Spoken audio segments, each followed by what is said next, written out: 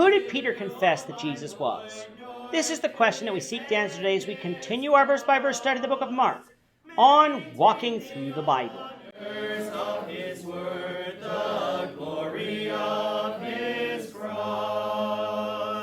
If you have a Bible with you, turn to Mark chapter 8. We're going to be reading from verses 27 to 30. If you don't have a Bible, don't worry. Just follow along with us on the screen. The version that we'll be reading from is the New King James Version. So, Mark chapter 8, beginning at verse 27. Now Jesus and his disciples went out to the towns of Caesarea Philippi. And on the road he asked his disciples, saying to them, "Who do men say that I am?" So they answered, "John the Baptist, but some say Elijah, and others, one of the prophets." He said to them, "But who do you say that I am?" Peter answered and said to him, "You are the Christ." Then he strictly warned them that they should tell no one about him. In our last episode, we had Jesus in Bethsaida healing a blind man. This was a story exclusive to the book of Mark. Coming now to today's reading, we have Jesus and the disciples traveling from Bethsaida about 50 kilometers north to the city of Caesarea Philippi. In the Palestine region, there were two Caesareas, one that borders the coast of the Mediterranean and this one. This city is distinguished from the other by adding Philippi to the end, named after Philip the Tetrarch, one of the sons of Herod the Great. It is located near the base of Mount Hermon.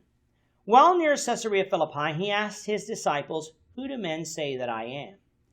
In Matthew's account, we would find that Jesus added the phrase "Son of Man," a reference to the Old Testament scriptures like Daniel 7:13 and 14. For Mark, though, his references to the Old Testament passage were not as numerous and generally dealt with important messianic passages that his readers just had to know in order to prove who Jesus was. Matthew's gospel, though, was written to show the Jews that Jesus was the Messiah, the King that they had been looking for, and as such, references to the Son of Man being the one who would be king were more apt for his narrative. Yet again, we see that these two gospels aren't just copying the same stories, but each writer is telling them with their overall theme and purpose in mind. The disciples respond that some people say that you're John the Baptist. If you recall, Herod believed that Jesus was the resurrected John the Baptist, so it is likely that others believed this too. Some said that Jesus was Elijah, the prophet that the Old Testament said would be the forerunner to the Messiah. From past studies, we know that John the Baptist was that prophet, for he came in the spirit of Elijah. Others said that he was one of the prophets, but did not name which ones. These were the opinions of the people, all who had seen the miracles that had been done by Jesus and had heard some of his teachings. He then asked the disciples, "But who do you say that I am?" The people had heard the teachings of Jesus largely in parables, but the disciples had heard much more in private. Peter, who usually was the most outspoken of the apostles, said that "you are the Christ." The word Christ means anointed one or king. Just because Mark was out to prove that Jesus was the Son of God didn't mean that he totally left out that Jesus was to be king too, for such is taught elsewhere in the New Testament as well. Paul wrote in 1 Corinthians chapter 15, verses 22 to 28, "For as in Adam all die, even so in Christ all shall be made alive, but each one in his own order. Christ the firstfruits, after those who are at Christ at his coming.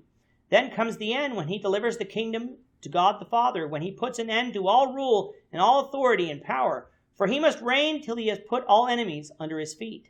The last enemy that will be destroyed is death, for he has put all things under his feet. But when he says all things are put under him, it is evident that he who put all things under him is accepted.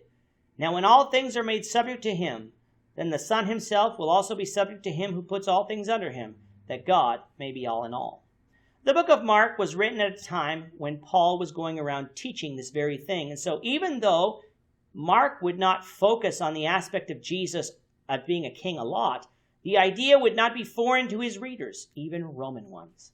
This idea also helps explain why Mark leaves out the section about the apostles being given the keys of the kingdom, an important aspect to Matthew's gospel, but not as important to Mark's.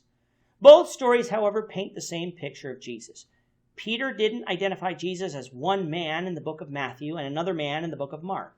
In both, Peter identified Jesus as the Christ, the anointed of God, full of all authority and power.